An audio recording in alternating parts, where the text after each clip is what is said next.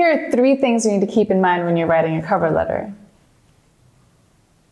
Write a new cover letter for each job. It's really important that your cover letter is personalized to the company that you're applying to. That's because hiring managers want to see why you want to work there, and as well as see how you could be an asset to them.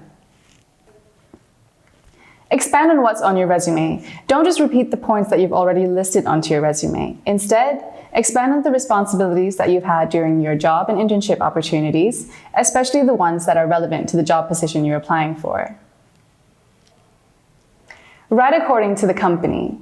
It's important that your writing style and tone reflects what the company environment is like. So, for example, if the company has a really carefree and relaxed environment, that should be reflected in your writing styles.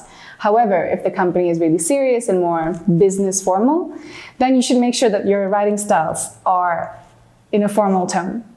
So there you have it. 3 things you need to keep in mind while you're writing your cover letter. So enjoy this process. Writing your cover letters is essentially just writing about yourself. It needs to be personalized and reflect who you are as a person.